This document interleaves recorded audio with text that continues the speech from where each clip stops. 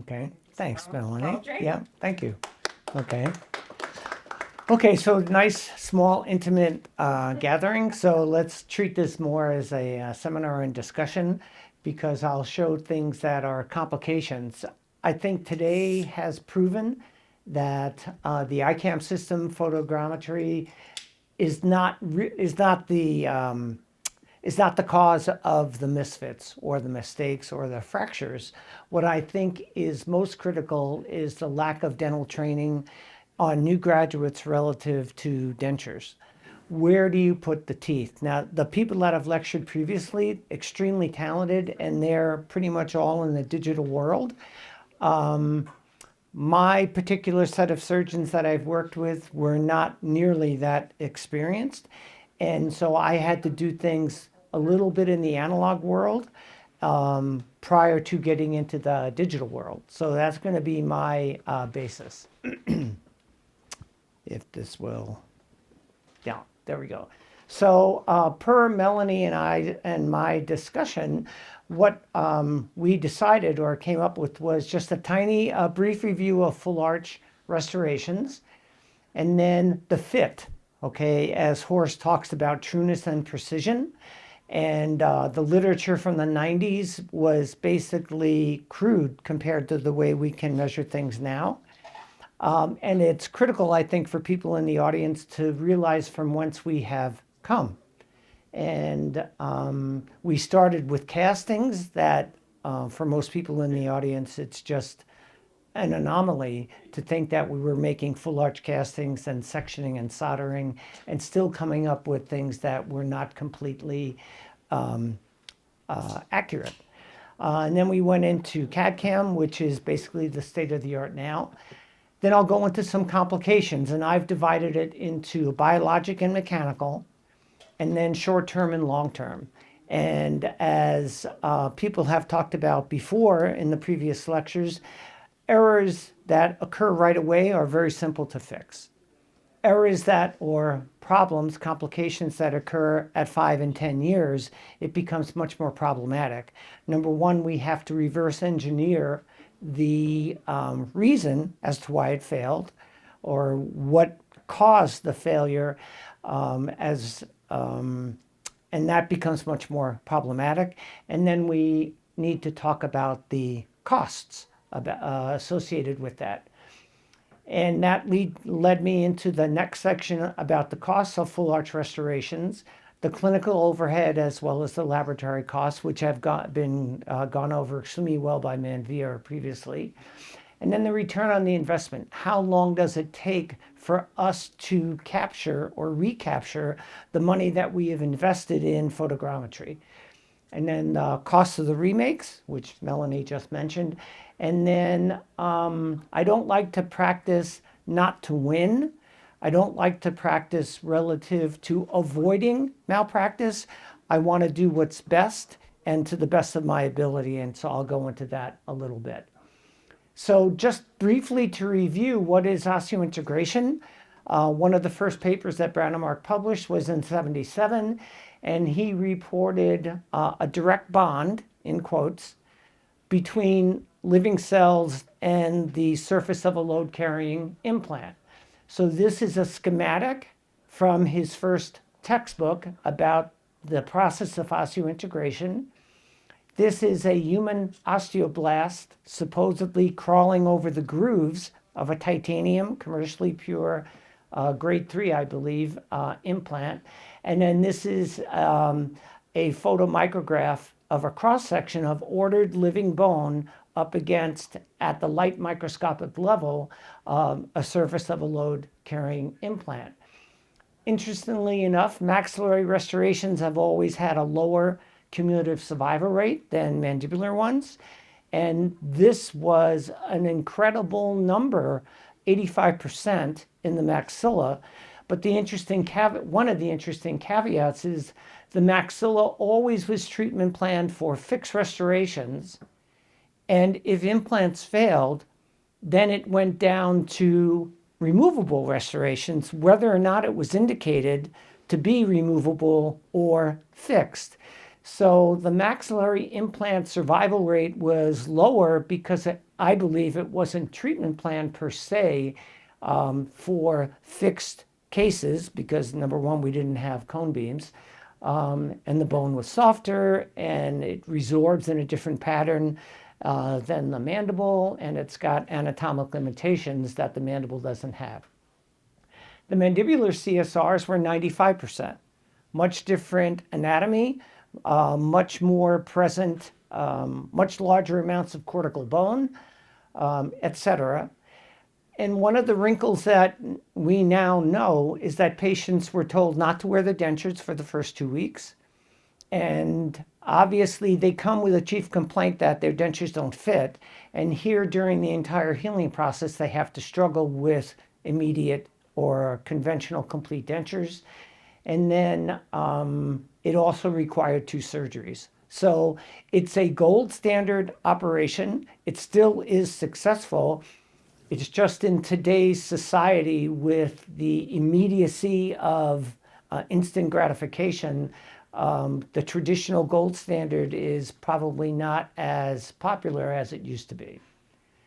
So the original protocol was a maxillary complete denture on 5 mandibular implants.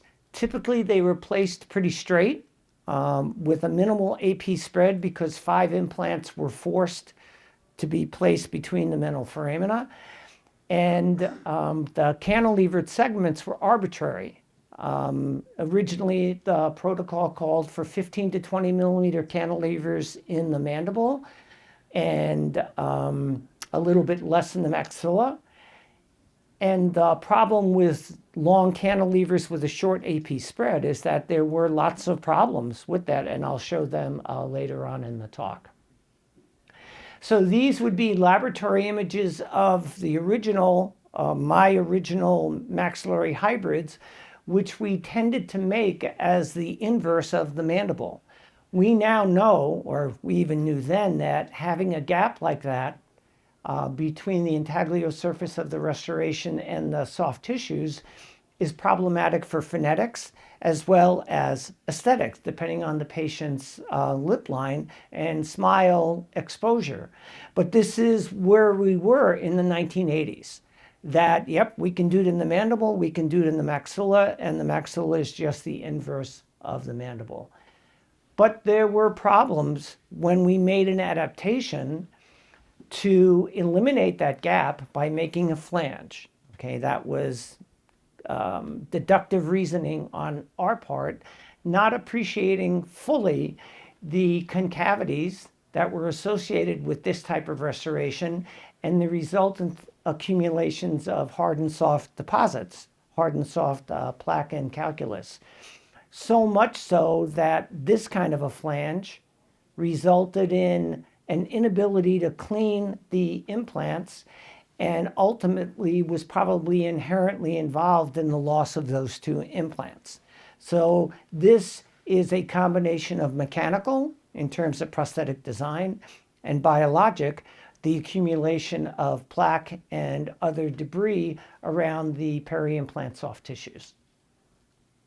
So the ridge lap allowed us to make it aesthetic and to improve phonetics, but it basically condemned the implants to problems throughout the life of the restoration because of plaque.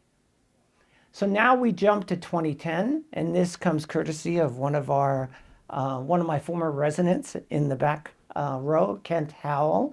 This was a resident patient when he was 3rd year, and typical generalized periodontitis, horizontal bone loss, hopeless dentition. And this is the patient's smile. So she had a pretty nice aesthetic smile, medium smile line, etc. So start to finish in the beginning of this century would take about 13 months. Extractions, healing, implant placement with or without immediate loading, and then healing and adaptation, and then construction of the definitive full arch restorations. Miraculous, okay? To take a person from here to completion in 13 months and give them fixed restorations was just nothing short of miraculous. It truly was.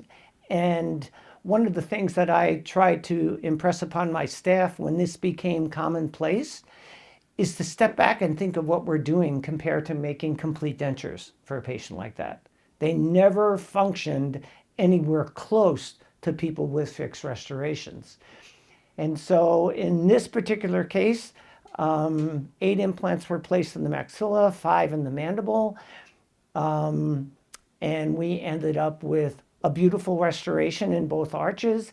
And that smile is much more happy, I think, just from a two-dimensional picture than the preoperative smile prior to treatment.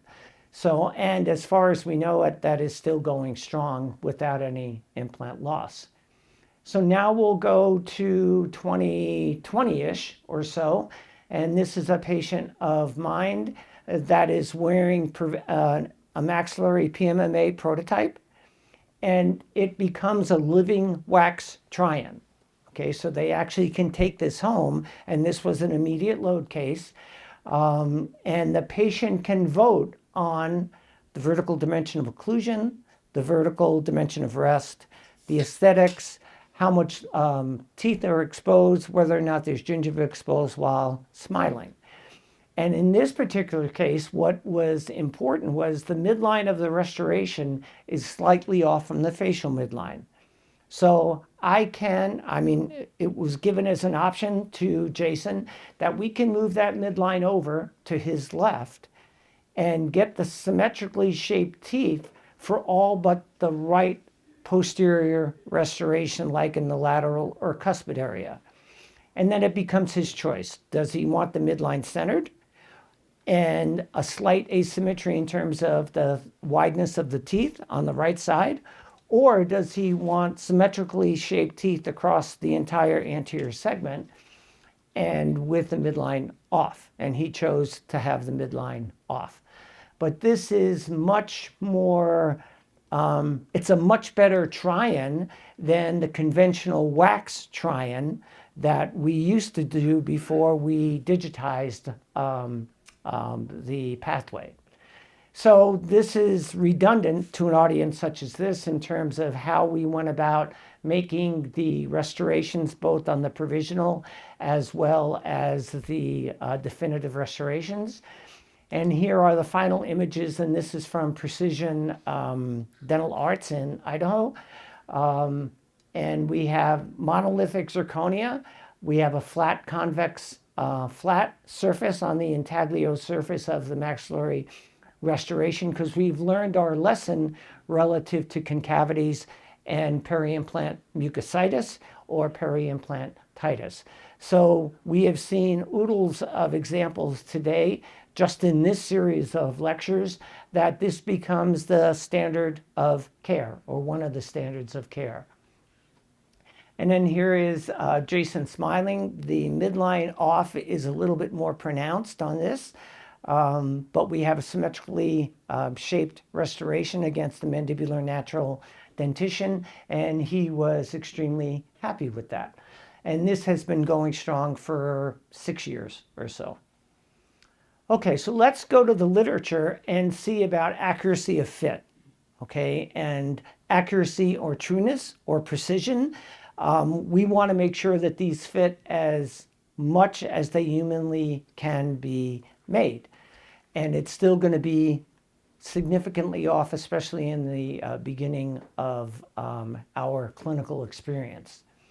So to start with, traditional impressions and measurements, there's a tremendous amount of error built into that protocol in terms of simply the expansion of impression material, the expansion of dental stones, the mounting of master casts on an articulator, transferring the record from the mouth to the laboratory to some type of analog interim restoration, and then back to the mouth.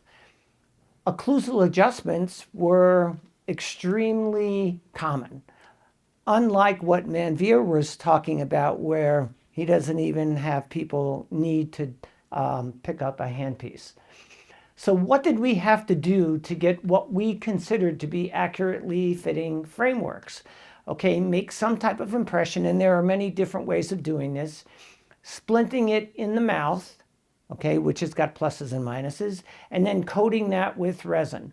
Or making an impression, making a cast, and making what Manveer talked about, a verification jig that doesn't verify anything, in terms of performing that to get this passive as much as we could see. Okay, now we know now there's a huge difference between passivity and accuracy and trueness. Then we would place analogs on the inverse or the restorative surfaces of the copings, make a facial moulage, and then pour stone into that. Then this would be a 1-screw test of this in the patient's mouth. And in the 2 dimensions that we can see, right, X and Y, we really can't see Z, that it fit as well as we could determine at this particular time, which would be the late 1900s. And then go ahead and scan it, get into the CAD/CAM world. These would have been the denture teeth in some type of analog restoration. Design the framework and then attach the teeth to the framework and process the restoration. You can see how much space is available for restorative volume. And that was given the limitations in the material of the interim restoration. That, the restorative volume was somewhere between 15 and 18 or 19 millimeters, depending on which author or research center that you believed.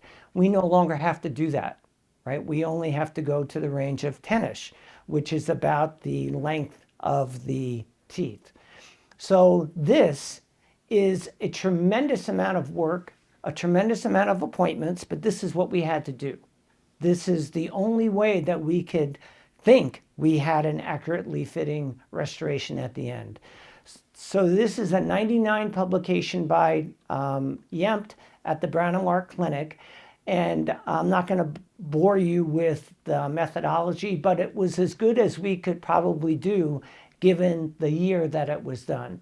So it was a cast alloy framework and the master cast, and they were measured photogrammetrically, but not nearly to the same degree that we can do now. So the 3D center point was about 42 microns in the maxilla and about 74 microns in the mandible. That's how far it was off. So we're not talking 6 sigma, we're just talking in single dimensions. The greater displacement, the wider and more curved the arches were. So the more curved that the arch became, the more difficult it was to make a cast gold alloy. So let's jump to 2014, 15 years later. And this was published in Oral Implantology. And the aim was to evaluate in vitro the accuracy of 2 impression techniques. So now there was a discussion relative to splinting the copings or not splinting the copings. And that was a huge discussion back in the early part of this century. So they made it a little bit non-clinical in the sense that they placed 4 parallel implants. And we know that vertical parallel implants are much easier to record the position than if they're off angle. So group 1 was squared impression copings without being splinted together. And group 2 was splinted squared impression copings using metal drill burrs and pattern resin. And that was the SS group. Impression was pretty standard, open trays, etc. Significant differences were detected between the splinted and the unsplinted groups. Okay, so, but you can also find research that says there is no difference between splinting and unsplinting or not splinting impression copings. So the straightforward master cast had errors of about 40 microns. The squared impression copings with no splint was 5 times that, over 200 microns. And these are basically pretty crude measurements on top of that. And the splinted squared impression coping was half of the non-splinted copings. Okay, so group 2 produced better results than group 1. So I ascribe to the technique of splinting my impression copings together. These are radiographs of a no-screw test. Okay, so this is a CAD-CAM bar, and this is sitting on the implants or the MUAs, and there are no spaces. Now, part of the error in this kind of a radiograph is that they weren't parallel to the long axis of the implants, right? It's really difficult to do that in the anterior floor of the mouth because the floor of the mouth is in the way. So given that error, I didn't see any space between the what would be cylinders milled into the bar and the abutments on the implants. Okay, so this was deemed a successful or accurate one-screw test. Interestingly, the one-screw test won't test if, or won't record or identify if this implant is too tall relative to the framework, because it could look as if it fit intimately. If it was inferior to it on the z-axis, that would be visible. But if it was positive, it may not show up. And so distortions or inaccuracies were sometimes not detected. In the virtual world, okay, I was at 3i at this particular point, and we scanned the frameworks and we scanned the casts, which were the patients, and then they put it through some type of algorithm that identified this is the one screw test, and that we found, much like Yemt had talked about, the greater distortion, the farther away you got from the screw, the greater the distortion. So this was a cast bar with the one screw test, and this was a CAD-CAM bar with the one screw test. And the results were that the CAD-CAM bar had a discrepancy in cubic millimeters, because we're measuring volume, about 1.5 cubic millimeters on the left and about 5 on the right. The cast bar was 6 or 7 times more inaccurate in terms of the volumetric distortion between the left CAD-CAM and the left cast bar, and only about 30% on the right side. So there were differences which were not new, and this system measured it in a different way, and we tried to get 3 dimensions to it as opposed to only 2 dimensions to it. So let's go to 2013, and this particular study, in vitro precision of fit of CAD-CAM, titanium, and zirconia dioxide bars. So they had 20 bars. They used the photogrammic scanner for the titanium bars, as well as the zirconia bars, and the control groups were soldered gold bars.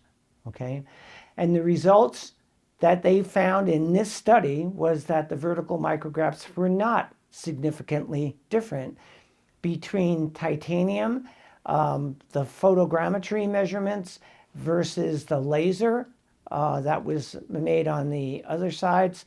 The gold had higher differences than the CAD-CAM, which again is not unusual, and zirconia had higher values than the titanium. So the zirconia at this point, which is 12 years ago, was not nearly as accurate.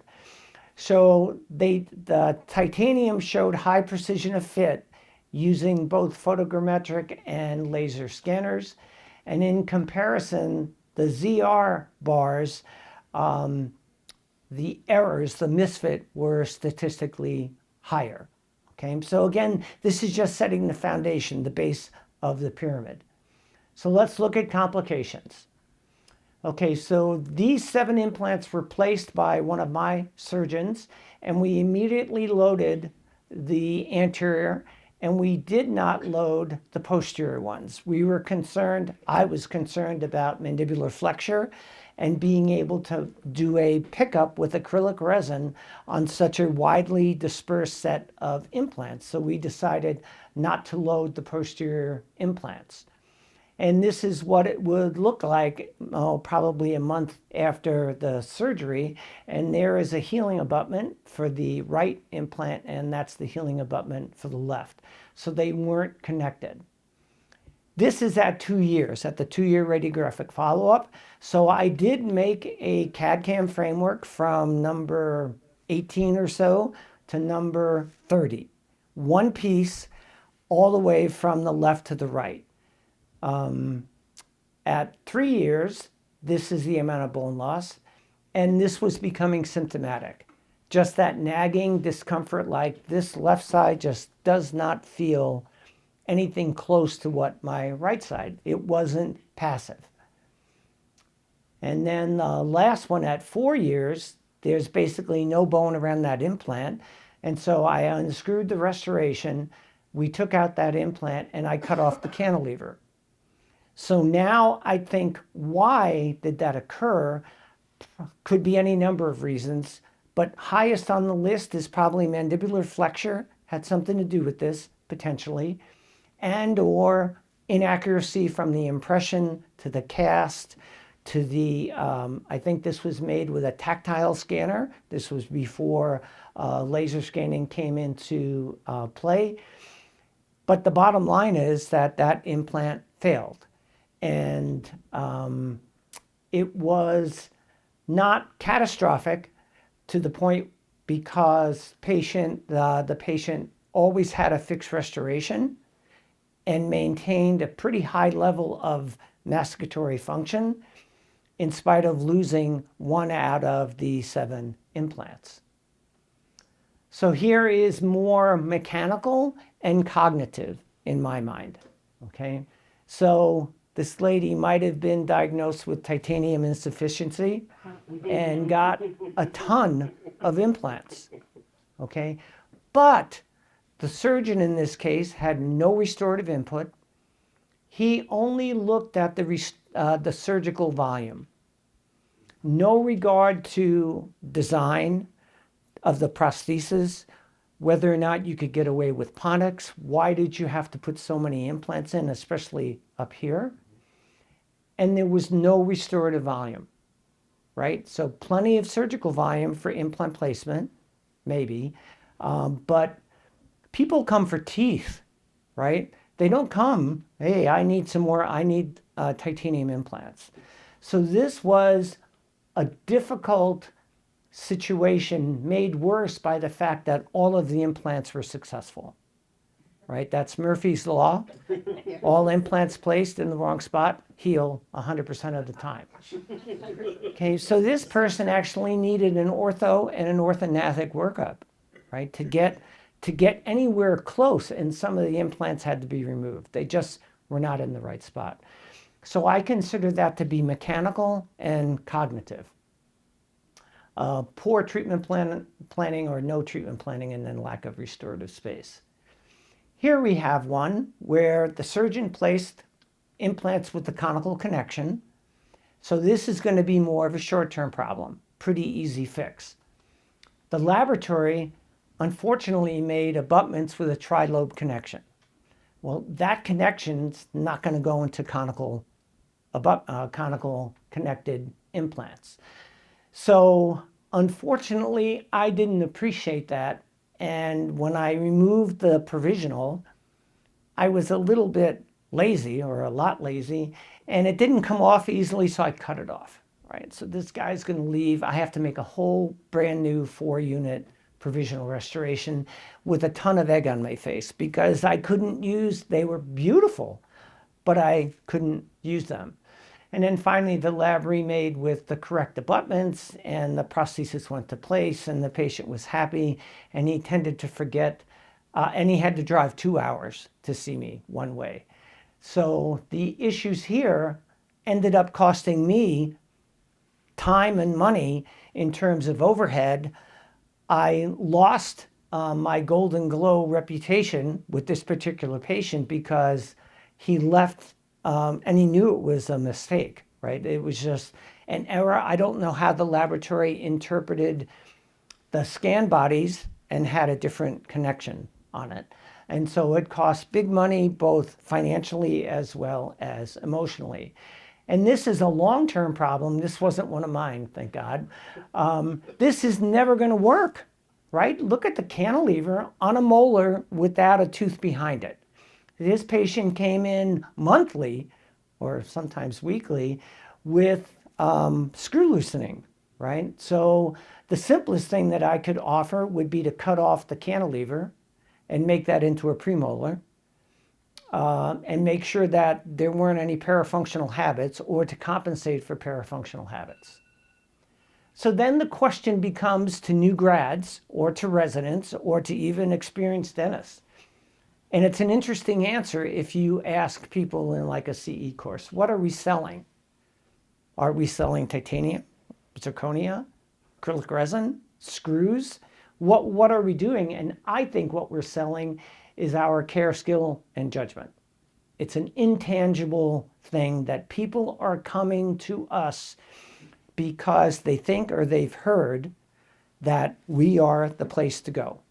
We can solve complex problems. And that goes for laboratory technicians as well as clinicians.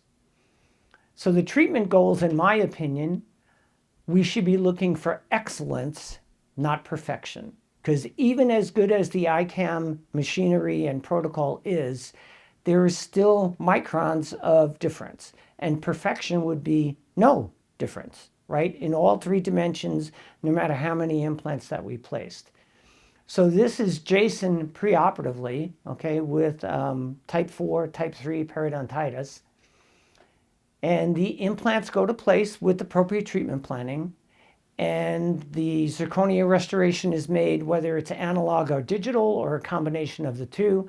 And we can see that the midline is off.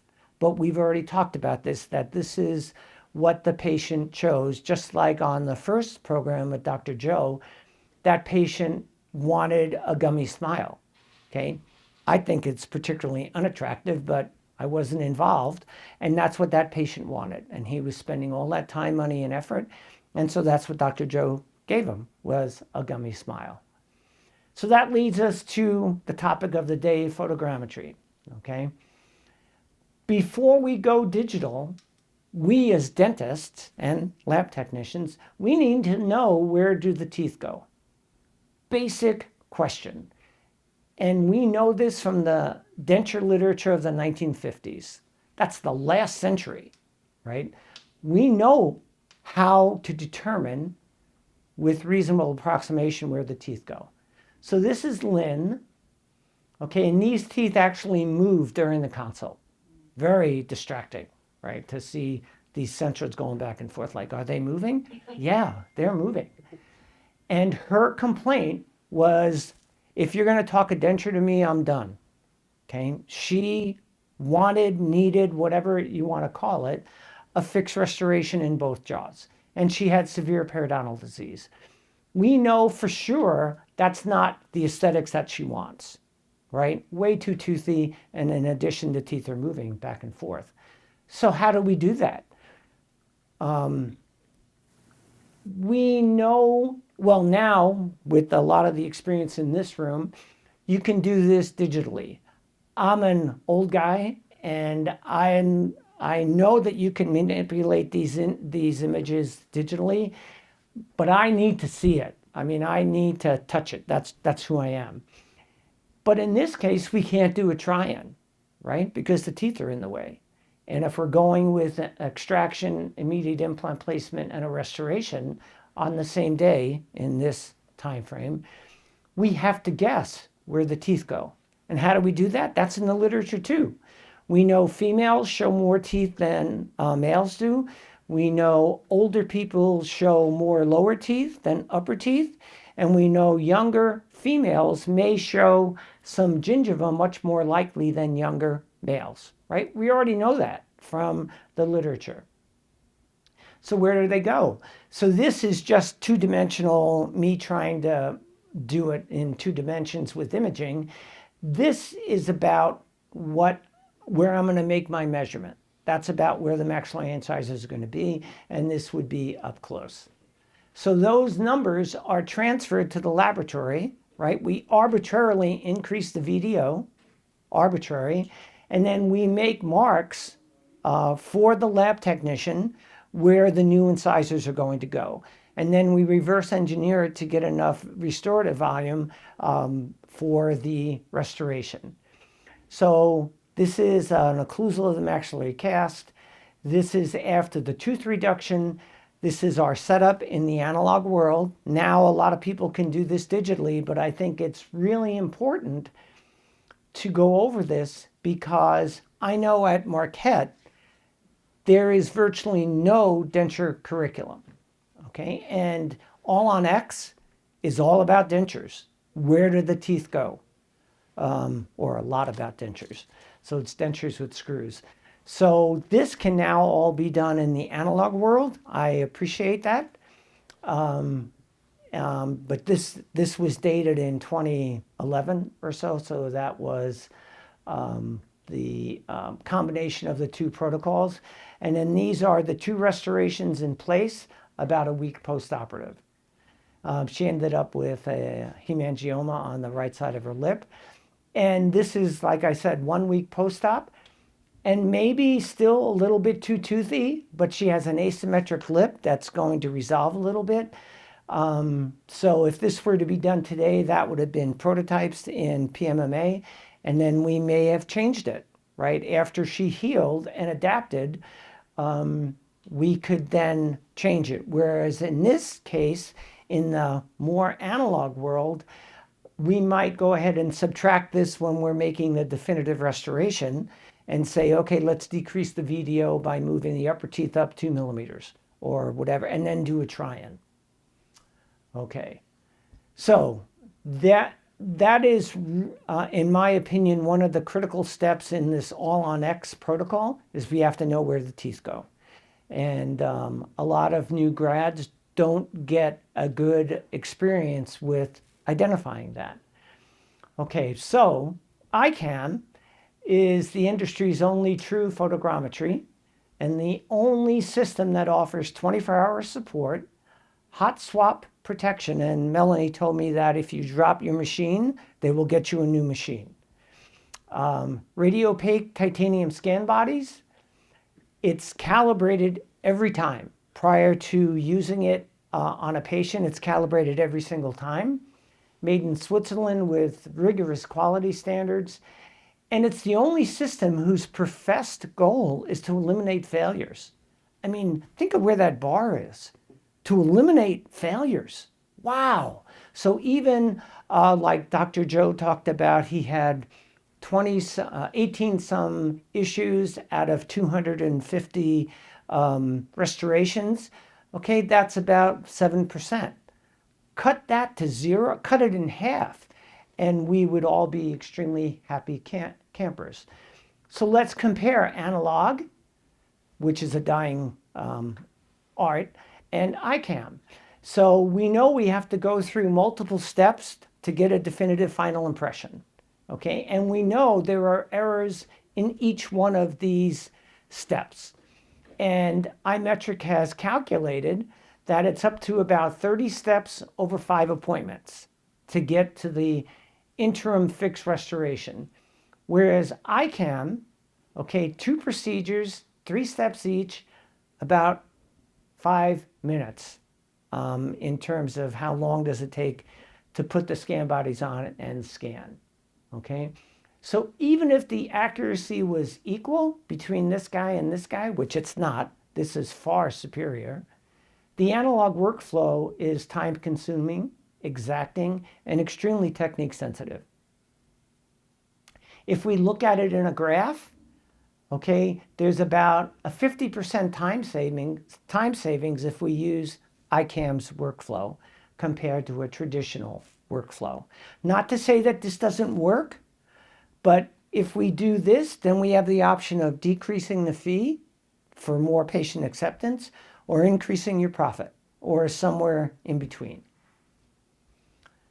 If we're looking at traditional analog, these are the costs, right? MUA abutments, the analogs, the impression copings, the healing caps, the temporary copings, conversion materials. Some are in the range of $2,600, in addition to the overhead charges that we saw on the previous slide. So this is just a potpourri of the steps that we have to do if we're in the analog world. So the components and the healing caps, an immediate denture, finding out where the implants and impression copings are, doing some type of pickup or impression, and then having the patient leave with the restoration screwed into place, then making a master cast at some point in time, and then making a definitive restoration. So lots of time and lots of stuff. Okay, and each one of those steps is a potential source of error. And this comes from Tony Prestopino. So overall comparison, chair time, 11.5 hours for the analog world. So that translates to somewhere around $3,500. Okay, and cost per hour is going to be variable depending upon where one practices. The component cost, pretty standardized, $2,500. And the estimated total is $6,000, but it doesn't include the definitive. Okay, so it's a very costly proposition, and that's why each arch is worth somewhere between 20 and 30K, right? So we're not necessarily getting rich on this, but we have to definitely pay ourselves, pay our staff, and pay the vendors. So the ICam savings is about $2,400, or 40% of the costs associated with the traditional analog world. So the break-even point for an ICam system at about $30,000, considering $2,400 per case savings, it's about 12 cases. Okay, one a month, two every 6 months. I mean, in a 6 month, 2 per month for 6 months. So it's a pretty rapid return on investment, in addition to kicking butt on accuracy. Okay, it's an apple and a donut compared to the analog world. Half the time using ICam, okay, about half the time. And that even includes doing the first one, whereas the first ones that we did in the traditional conversion took a day, right? The prosthetics was like incredible. And the patient might have been asleep for the vast majority of it. So again, no comparison, 40% lower cost using ICam. So clinical complications can be avoided. This doesn't happen very often. Okay, thank goodness. This was probably in my practice in about 1986. Broken screws, made on abutments with tiny screws as the retaining screw. The patient probably had a significant parafunctional habit. The instructions for tightening the screws was make them as tight as you can without breaking the screw head off, right? Because we didn't know about torque. So this doesn't happen very often. This, unfortunately, still happens. Why is this? Lack of brain power. No treatment planning. This metal, okay, was exposed in the freeway space without the overdenture. I don't have a picture of that, but it was like, wow. And she said, I can't wear my teeth. Well, no kidding, because you got this primary bar in the way. In addition, peri-implantitis on all of the implants, right? And that was probably because this patient was so frustrated, she didn't try to take care of it. She was ticked. She was an angry, angry lady. That's a resin repair where the framework broke. And that was permanent. Don't worry, it'll work. So again, a case of titanium insufficiency. The implants were placed willy-nilly after the teeth were removed. One at a time, another implant. One at a time, another implant. The malocclusion was maintained, right? It's just a calamity. And ICam can't fix that, right? Photogrammetry cannot, that's not the problem. The problem is the clinician or clinicians didn't think about it. It's not the lab's problem, right? The lab in hindsight should have said no when they had that master mounting, the master cast mounting. They said, no, this is impossible, you know? And I would encourage lab owners to say no. Say, I don't need it. You know, just like Dr. Dunlap talked to, he doesn't warranty if they won't test the data. Makes sense to me. This is a classic paper by Goodacre, 2003. Most common implant complications had to do with overdentures, about 1 out of 3. Implant loss in an irradiated maxilla, about 1 out of 4. Biologic complications, about 1 out of 4. Resin veneer fractures with hybrids, about 1 out of 5. Implant loss with maxillary overdentures, and I touched on that early on, about 1 out of 5. Overdentures, and that seems to be a theme, that anything that comes in and out wasn't given the care, skill, and judgment by some clinicians because it's only an overdenture. Doesn't take a whole lot to do that. Implant loss in type 4 bone and overdenture clip failure, okay, again, related to design. Complications happen, we know that. We're practicing dentistry, but they can be minimized. So the last part is, this is a pretty typical day for me. You know, we have a morning huddle. That seems to be a theme throughout clinical practices. And so, you know, you go between rooms and you have a hygiene room, etc. The wrinkle, this is the outlier where the patient calls and says, my implant's loose. Okay, that could mean anything. Any clinician in this office is going to know that could be the restorative plug is missing from the restoration to the whole thing is loose, right? And a biologic failure. So they make me cringe because, like I said, it could be 5 minutes or it could be an hour and a half. Okay, so this is a patient comes in and her chief complaint is my bridge is loose. For the youngsters in the audience, these are blade implants. Okay, so these are from the 50s, and literally this came from the 50s. The patient was treated. Yeah. And so it's connected to 2 teeth here, and the whole thing is just loose. Okay, but what is the problem? We're not going to know that until we see the patient. They're macroscopically mobile, and the potential solutions involve removing this. Okay, which is a tough time. It's a tough conversation to have, especially if they appreciate that you're rushed, okay, and that you've got 2 other people waiting. Make an immediate denture, which the patient doesn't want to hear that, right, because it's removable. Implant placement, the scan, lots of cognition in here, and then another fixed full arch restoration. Same kind of cognition, and then maybe an overdenture prosthesis, depending. Okay, all of those are very complicated consultations, and people can't be rushed during that. Plus, we don't have that much data, right? I don't have a cone beam at this point in time. I just got this loose maxillary restoration. So does it change our opinion if this was my treatment? Okay, I'm not old enough to have done that, but you know, later on, the couple of other examples, I could have done that. And then would the options be different? Okay, another patient comes in and their chief complaint is something isn't right with my new teeth. Okay, I did not make this, so they came to me because I was at Gunderson Clinic. And what is the actual problem? The implant connector is broken. Okay, so this was a tooth, or is a tooth, that this was all one piece.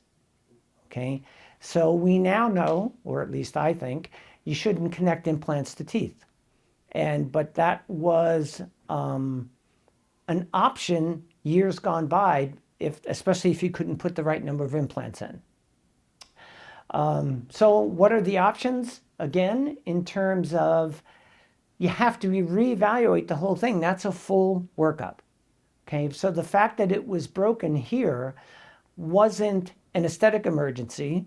It was ugly when she came in, and it's still ugly. But she wasn't worried about not having teeth. Okay, whereas the other lady was very worried that if you take that off, I don't have any teeth.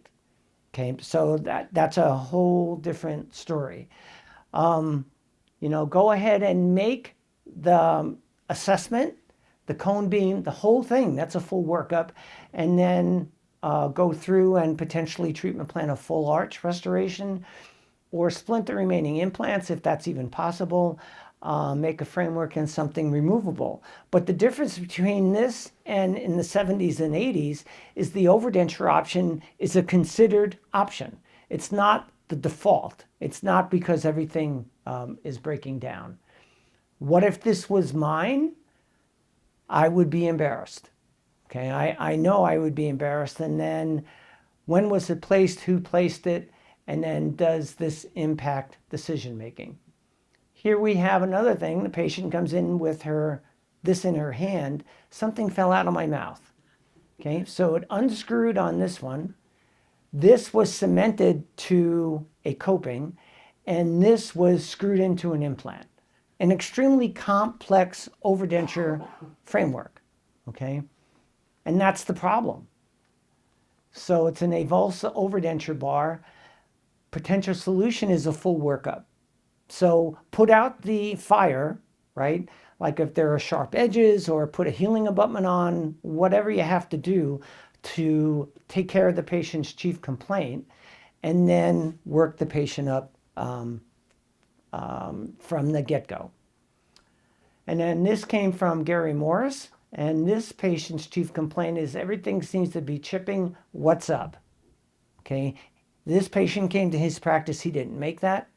But you can see that there's lots of mechanical issues with the restoration, which probably indicates a misfit, okay, or not enough space, or a laboratory error in terms of putting in porcelain. So multiple porcelain failures, ill-fitting frameworks, impression accuracy comes into play. You have to do the workup. In my opinion, I have to do the workup from scratch, because that's a full arch problem, and it's not going to be fixed by unscrewing this and reapplying porcelain.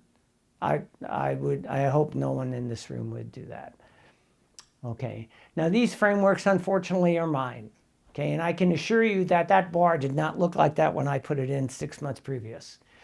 Look at the size of that connector, and that's a solder joint full of porosity. It's got to be 3 millimeters wide.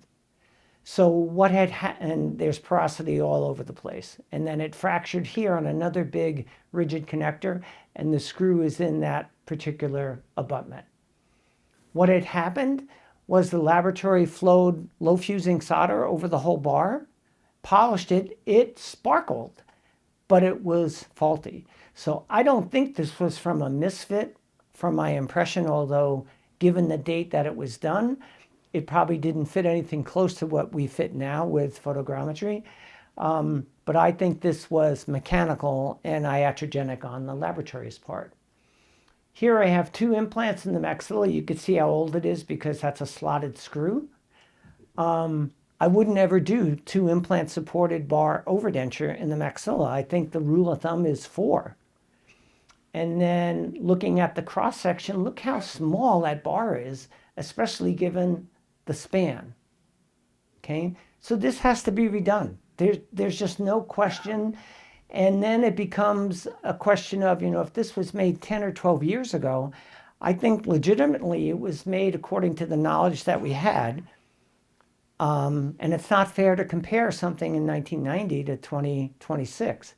So you have to come to some sort of arrangement with the patient. And then the last one, this was one of my original hybrids.